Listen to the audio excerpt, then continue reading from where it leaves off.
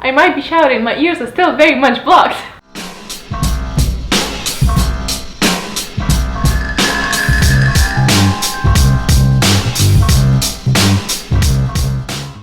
Today I'm gonna do a book review of The Call, and then following that it's gonna be a book ramble, basically like a book talk but less coherence. So if you want to check that out and watch me struggle, do that. I will tell you before it's coming, because obviously there's spoilers everywhere. There's only spoilers. I got this book in one of the book boxes. I think it was the Book Box Club. I think so. I might be lying. But yeah, this book is not gonna get roasted because it was good. And I grabbed it earlier this month and I just flew through it. I gave this 4 stars, I believe. It wasn't a 5-star book for me, but it was damn close to it. I read it really fast, and for me, that's one of the things. If I go through the book very fast, even at that moment if I'm not realizing that I'm enjoying it very much, I must have, because otherwise I would just put it down and just not touch it. So, you know, that. At first I think I gave it 3, but then it settled with me and I realized how much I actually liked it. So it's definitely a 4, maybe 4.5 star. So I think in the previous video, I don't remember which one, but I think at some point I referred to this as basically, are you kidding me, Momo? Momo woke up! Cats missed 2 of my videos because they were very cute and didn't want to wake them up. But Momo woke up. Now I went to the frying pan and stole a wooden spoon. He just took it in his tiny mouth and ran away with it. It was very hilarious. Don't do it again, okay? Okay, bye. But yeah, I think I referred to this at some point in my life as Hunger Games, but in Ireland? Boy, was I wrong! If you would throw any character from Hunger Games into that island in this book, none of them would survive. All of them would literally just die. All of them. This was unexpected. I did not expect this book to be so visual. I did not expect this to be so gruesome. And I did not expect this to be so interesting. It was a good book. But basically the main character, Nessa, is a... how old is she? 14? Oh, I don't actually know, but she's a teenage girl. And she also has polio, so everyone already assigned her to the dead list, basically. Nobody expects her to actually survive. And living with those expectations alone must be very difficult, but Nessa is such a strong character. She's so smart. She's very reasonable. Whenever a main character is reasonable, it sort of makes me enjoy the book that much more. She does not make many stupid decisions throughout the book, if any actually. And so that was very pleasant for me. Ireland has been blocked for the rest of the world for the last 25 years, and whoever tries to either go into Ireland or leave Ireland is trapped in the Grey Land. The Grey Land is that other land that adolescents are called to. The call lasts for 3 minutes in our time. However, those 3 minutes are equal to the whole day in the Grey Land. When the synopsis said that you must survive those 3 minutes actually meant a day, the people or the creatures that called them are very cruel, and their basically only reason for existing is to hunt and finish off everyone who's Irish, but in a slow and horrible way that basically still gives you hope that you can survive, because you can. If you survive your call, you can live on, but that life might be, you know, a little bit messed up, because the things you see when you're in the Grey Land, let me tell you, it's not pretty. Now I know some people were not huge fans of the writing style, but I know others appreciated the roughness of it. It's a very, I don't know how to explain it. It's a very, it's an easy to read book. There's not much beating around the bush, and I really like that. I think that's the reason I read it so fast, because it's not a big book like this. The letters are huge here, but I read it so fast because there's not a lot of descriptions. And I actually really dislike lengthy descriptions of things, and I appreciate the action, and I just appreciate when it's not too detailed. From the very first chapter, it's very intriguing because a lot of things happen in the first chapter. So you basically have the call, and everyone with no exception are gonna be called. And so the country decided to invest into training children from 10 years old. So basically to maximize their survival chances. So it's like a military school, but worse, to the point where they're not even allowed to wear shoes, so they would get used to walking on gravel and stuff like that, barefoot, you know, because when you are cold, you're cold naked. So we follow the main character Nessa, and there's some romance, and there's lots of friendship, and there's the heartbreaking moments of the call of their friends, and without giving much away, that's basically all I can tell. You follow her journey and her stubbornness to survive. I heard that there's maybe a second book coming at some point, so I'm excited for that one.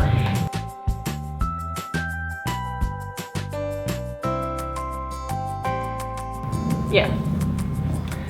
The characters were really likable, some of them, and even the antagonist, you couldn't decide at first if you're in the corner of the antagonist or if you hate the antagonist. It's nice when people are shown through both sides of the spectrum, so there's not like evil, although that's arguably like the case maybe afterwards. I don't know. I found the characters enjoyable. The plot line was full of action, so there's really not a lot of time so we can just relax, or so you fly through the book because it's just action, and it builds up. It really builds up. So this is okay to read even if you're a chicken, and it's perfect for Halloween. I really do recommend picking this up. I think that's all I'm gonna say about the book. I really like that the main character is disabled. I really like that it's a female character, that is not romanticized. And I really appreciate how smart the main character is and that she's a female. Because usually like those hard-ass characters and males, and even the protagonists that are female, they're still just like, oh, you know, lovey-dovey. And like I just appreciate that this wasn't the case. Not to say that there was no love in that, but read it, you'll get it. I really did enjoy it. I really recommend it. So now for all the people that haven't read this, bye-bye. And now I'm gonna go to the rambly bit where I read most of my notes of what I thought during reading this book. So if you read this book, please stay, and if you haven't, please go away and then maybe come back when you did. I'll see you later if you haven't read the book. Bye! Bye! Go away! Bye-bye! So you've read the book. But let's get into it. I'm gonna get my phone because all my notes are there. I'm also gonna put down the book because it's awkward. Now, I read this book a while ago, so I really need to get my notes. So first of all, I really did like that the girl had polio. I know that sounds really weird, but I think that's great. Not only is she struggling as everyone else is struggling, but she's struggling even more. Why I like that? I don't know. I also really liked how they disappear. So it's not, I don't know, it reminded me of Charmed, although I have no idea why. I like that there was no like smoke or like glitter or whatever. It was just like this, and you're gone. And then and I really liked how you can't take anything with you, so all of your clothes fall down and you just have them there. I thought that was such a cool touch because it was like in my mind, it's just so easy to imagine, and it's so dramatic, like it really is, and so intense as well.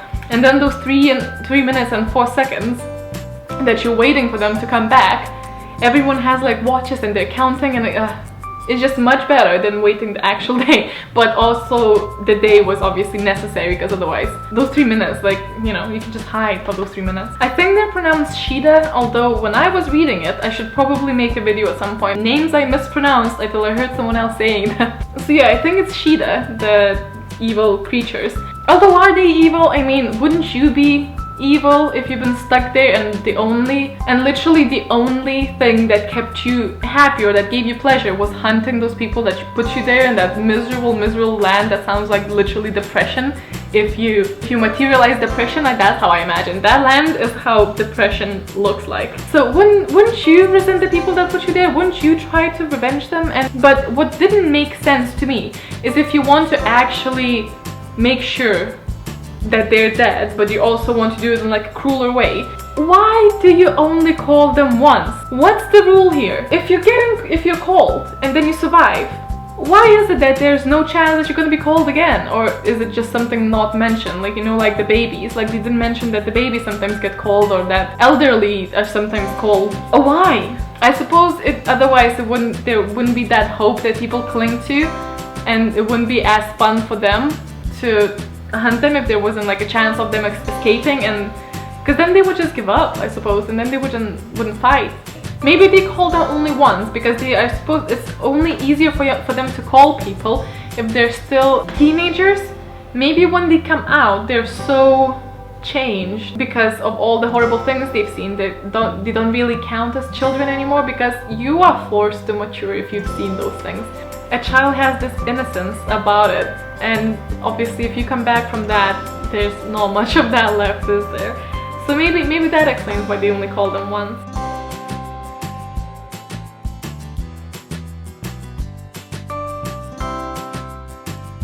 One thing that I have to say I did not like, cursing by the cauldron.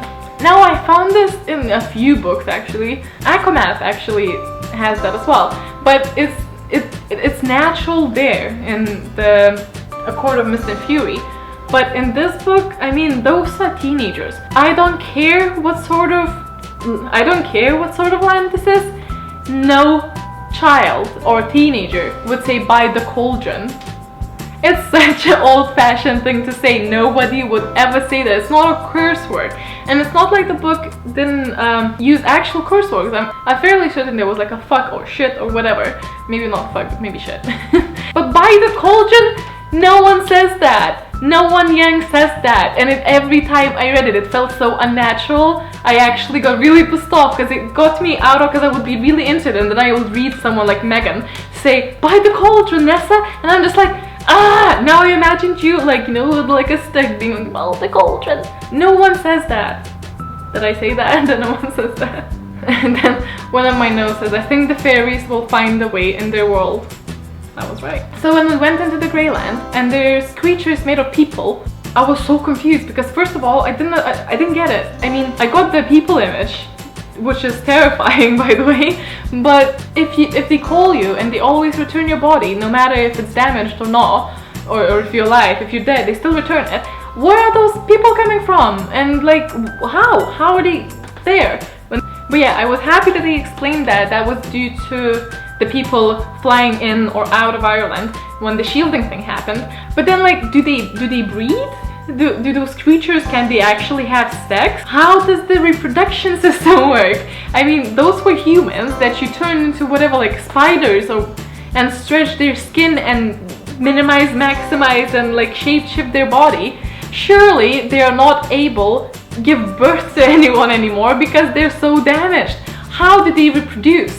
How do they stay there? If that happened, like there's only as much people that were flying on planes or like traveling by, I don't know, sea. It bugged me, it really bugged me. Like why are they there? Can someone explain to me how can they reproduce? Because that's how they explain why there's so many of the human thingies there, right?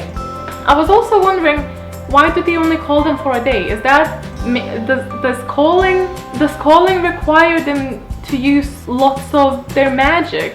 Is it very exhausting to do that? Because why would you not call someone for 2 days instead? You know? Why? Maybe it is really exhausting, maybe they cannot afford to call them for longer. I thought Nessa was such a badass. First, I really liked that, I know that she and Anto wanted to be together, but she was so good at controlling and reminding herself what is important. Well, we don't see lots happening in these sort of books. One part of me was really wanting her to like let go a little bit and be happy, because chances are, girl, you're not gonna survive very long. So, you know, be happy while you can. But on the other hand, I was like, chances are higher if she focuses on it. So I did really appreciate that. And she's such a badass, like how she learned to make crutches. That was awesome, and also very sad that she didn't actually, that's the main part that she was training on over and over again, how to make crutches that she can move faster on when she gets cold. And then she gets cold and she cannot use the crutches because she cannot make any. I was like, oh my god, as if this book needed to get any crueler. And they had that hunting thing. One team is hunters and one team is like hunted. I did like that. I think that was a good exercise, although some kids are properly cruel there, but I mean, can you blame them? That would really mess you up, wouldn't it? Like, just psychologically knowing that, like, you basically a ticking bomb and at some point you're just gonna disappear and die a horrible death, most likely. But yeah, they were approaching that stone or whatever that was. I've never really understood what that thing was, when, you know, like half fairy stuck in underneath and half shrunk, and that Anto was called, and I was like, no, not Anto. I honestly really liked that guy. And he was called with the Chung Chung guy. But yeah, the Chung guy was called as well. The Chung guy. And someone else, right? Megan? No, not Megan. Emma. Emma was called. Anto actually meets the Chung guy, and they then he saves him, which is such an Anto thing to do. And then Ching Chung guy was like, oh, why did you do that? And he said like, and Anto was like, well duh, we're friends, like obviously I would save you, you would do the same thing for me. And then Ching Chung guy was like, no. And I thought, I love that guy, he's so honest. And then afterwards he saves Anto, and he just, while his face is being morphed into horrible things, he says he's trying to shout run friend, and it's just coming as wrong, and it's just horrible. Maybe one of the most disturbing parts of the book. Poor guy. I liked him at the end, even though he was with Connor. And I sort of liked Connor at the beginning because I thought like it was obviously overcompensating for something, and I didn't know whether to feel bad for him or hate him. I still saw good sides in him, and he liked Nesta, but he just took Nesta not liking him back the worst way possible. Like, honestly. First, did I just misunderstood that part, or did he actually try to like rape her? Well, he made a move and didn't stop making the move, even though she made it very clear that she doesn't want to do anything with him. I like that he wasn't a complete jerk to begin with, and I like that she can sort of see where he's coming from. Obviously that didn't justify what he did whatsoever. And the fact that he actually started enjoying killing people, that was maybe the point where I was like, okay, maybe I'm just gonna let go of that part. I thought that maybe he's fine, because he's clearly not fine. Maybe he wasn't loved, maybe he's just cruel. Sometimes people are just cruel. The chapter when Anto was taken ended in such a way that you had no idea if he's fine or not. Later on we obviously know that he is, well, fine, he's half giant. I think they were trying to make him into a giant and then like toy with him a little bit, but he got called back conveniently. A lot of things were sort of convenient here, as convenient as you can get. Obviously he had to survive, he's the main romantic interest and like the only guy that's not a jerk in the book. So he had to survive, and he survived, although he came back all fragile like most people do. And it was sort of sad that even though he didn't care how Nesta looks like, and he didn't care, although I take that Nesta is a very pretty girl, except that obviously the disability part might be a bit awkward for other people. But Anto never saw her as a cripple, and he never cared one bit what she looks like. Yet when he turned half giant, he was so self-conscious, which was so weird, because then he kept saying that it doesn't matter, and then like clearly it did to him. So I can't remember now what Nesta did, but she did something that made Connor completely like that bitch, and then they trying to actually kill her, which is so stupid. The part that didn't actually make much sense to me was when they decided that because the body was getting smaller as it crawled out or in, I didn't really get that part, of the pond thing under the rock or whatever that was, they sort of came to the conclusion that their world must be tiny, and so if you found that tiny thing, like it can just crush it all together. First, I like how they're completely disregarding that by crushing it at the same time, you would be killing the number of that are trying to survive the call at that moment. No one cared about that. No, that's fine. If you find it, you just... that was a bit okay then. But maybe there's something about their magic that they're using when they're getting out that makes them shrunk, because maybe their magic is weaker on the outside.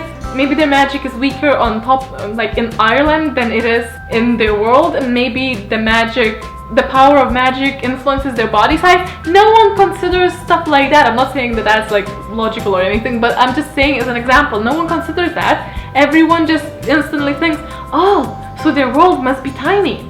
And I'm just like, yeah, because that's the only explanation. And I like how they just take it as like 100% true. That part did not make sense to me. Also, if the Sheeta are smaller, that brother from another school, when he returns from his call and he's going into the school and sees all the footprints get gradually smaller. If the Sheeta are small to begin with, why did they, when they come to the world, they shrink with time? Why do they come big and then get smaller? Wouldn't it make sense if their world is tiny, that they would arrive tiny and stay tiny through the rest of whatever? And if they are so powerful, why do they have to shrink? If they... that part was not explained well, at least for me. How freaking hurt is Connor to actually consider killing Nesta off just so he can prove the point? How dumb is that? I understand that this is at the point when he's not actually believing he will survive the call because none of his friends did, and he's just not believing in himself, and he's losing his night order or whatever and he's losing his leadership, and he's feeling all vulnerable and weak. So instead, he decides, I'll just kill Nessa because fuck it. And so he takes a wait, and at that point I wrote, Connor decided to kill Nessa. If he doesn't get called whilst planning that, it would be such a missed opportunity. And then obviously he gets called. As I said, a lot of things in this book are very conveniently planned, as only the books and movies can, you know? It's not very realistic, but then again, neither is the whole concept of this book. And he did get called, but the nice thing was that he didn't do it like completely convenient, and he did struck Nessa. And then I just wrote, oh, I hope he survives and gets killed for attacking her. Because they said like they finish off the murderers just because there's no place for them in that country that is trying to survive. He goes on and he doesn't die, and he sort of just makes friends instantaneously with Sheeta people, and I'm just like, are you fucking kidding me? I understand he fits in there, but like, what did they just... I understand that they're also looking for allies within like the human realm for reasons I understood later on, but they also say like, we like you, we will make you king. And I'm just like, what? If I like a person, I maybe buy them chocolate once in a while, I don't make them kings. It was just so exaggerated, but I understand they needed a king to call back the treaty, which was also silly. Like at the end, when shit hit the fan and they couldn't make Connor to call off the treaty that basically allows Sheeta to come back to live on Ireland, they were like, you ruined everything. And I'm just like, if you made Connor a king just by saying you are the king now, why can't you just point the finger at someone else, be like, you are the king now, until they say that the treaty is off? Surely they will not have less influence when compared to Connor. Connor is just a nobody as anyone else there. So that made so little sense. Why didn't they try again? Why did it have to be only Connor? But yeah, he survived. He made a deal that he's gonna help them later on, same as that other traitor girl that had like a hole in her chest. And why was she so self-conscious about it? I mean, I understand that it's a condition that she's not gonna live for long, so that like really sucks. But she didn't care about that as much as in like, oh my god, how do I look like? How will I look naked? Nobody's gonna sleep with me. She wasn't very likable. And then obviously the best friend gets called, and basically the only friend that Nessa had gets called. And I really like Megan. Megan is so snappy, and she does not know when to shut her mouth, and I love that in a character. So it's a great thing to have in a book. It's so cheeky, she's so lovable. First of all, I love how she teased them, because that was hilarious. I mean, not hilarious in like a haha way, but it was like, you go girl sort of thing. She was basically, if I'm gonna suffer, you're gonna suffer with me. And she was talking about all the bright things that can happen on Earth that they cannot have in the Grey Land. And she goes and hides in the cave, and at some points we even think that she's gonna survive. And I thought she was actually killing herself when she slit her wrist, but she was trying to. But what a smart girl. I was actually thinking, why does nobody, like, they know their body is gonna be returned, and so they know how much every testimony is valued, and that everyone is trying to pitch in as much information as possible for everyone else to survive. But nobody does what Megan did, was to like write some information, like carve some information on your hand. I understand there's more important things going on usually, but if you already know you're doomed, that's such a good thing to do. And she was so helpful, because she said our school next, and it was so sad when we realized that she did not manage to kill herself, and she was still tortured, and her mouth was erased because she obviously speaks too much. That was really sad. And I actually did not see this coming, which was silly of me, because I should have. The thing with Frankenstein, it really broke my heart, his story about his wife, and how basically nobody wanted to spare any resources to heal her because she couldn't conceive a child anymore. And that was so cruel. I understand that the nation must survive, and she was basically like a useless person because she couldn't reproduce, and that was so heartbreaking. And obviously a man who loves his wife so much is gonna make a deal with a devil if they promise him that they're gonna return their wife. That was silly on humans. If you treat someone like shit, they're very prone to make a deal with your enemies. So you know what, I wasn't even mad at him, because he was miserable doing it, but he did it for the reasons that I completely understand. And you go, Frankenstein. Why are they so strict on keeping their words? Is that because lying would make them like humans, and that's the thing they really hate. Humans. Was that the thing? Why did they hate lying so much? Okay, so then Sheeta tries to invade their school and a whole shitstorm happens, and Ify actually is the one that's fighting while all the other girls die, which was really unexpected because she's supposed to be like lazy and resourceful and like she's just giving up after her girlfriend died. But she's fighting and she's winning, so that was nice. And then obviously Nessa gets called. To sum up her situation now, she's been called. She's very exhausted because she didn't get any sleep and it was the late night, which is you don't want to get cold at that point. She can't make her crutches, which was her main strategy to survive. If she comes back, she's gonna be back because you always get sent to the same place. She's gonna be sent into a burning building that is crumbling down. Her options are like die or die. Are you kidding me? This girl cannot get a break. But then she gets all cool and makes a deal with them, because I think that's the only way to survive, is to make the deal with them, because they promised Connor that he can finish her off. But if they don't need you, how difficult it is to like actually make a deal with them. But that, I thought that was also sort of convenient that she needed to be alive so Connor can have her. But it was believable convenient, as in like I believe that Connor would request that thing of all of the things that he could have. It actually did make me laugh when they said, we can't kill her but we can play with her. And then they're suggesting things what they could do to her body, and then when Sheeta says, let's join her arms to her legs, it will raise morale when we roll her amongst the tens. I was like, oh my god, it will raise the morale when we roll.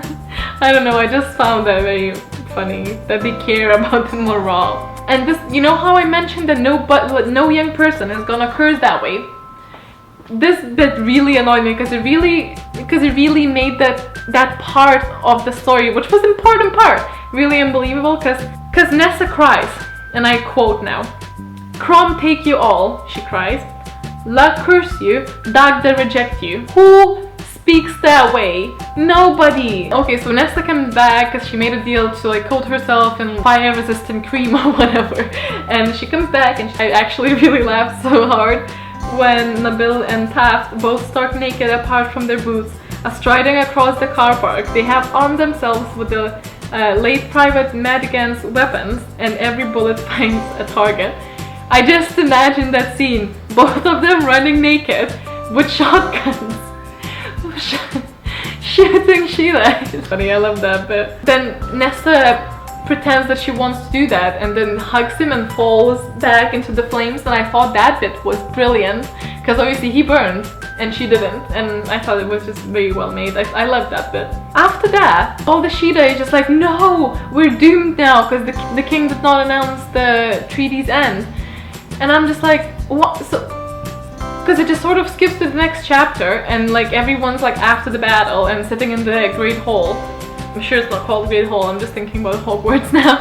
But what happened to all the Sheeta? Surely Nabil did not shoot them all. What? So Connor dies and then everyone sort of like gives up? I did not like the end. I thought the end was a bit stupid. But if they're making, you know, a second part, that's fine. I like that they cried at the end. Okay, so the end was a bit weird, but I still really enjoyed this book. Thank you so much for watching. I hope you enjoyed it. If you did, please give me a like and subscribe if you haven't done so already. I linked my social media, which is down below. If you want to find me there, you can do so. I'll see you next time. Bye! But the main thing is that you cannot get poisoned. So whatever you consume, whatever lethal things you eat or get injected by, you're gonna survive. Which, I'm sorry, but that just sounds like the crappiest gift ever. And then the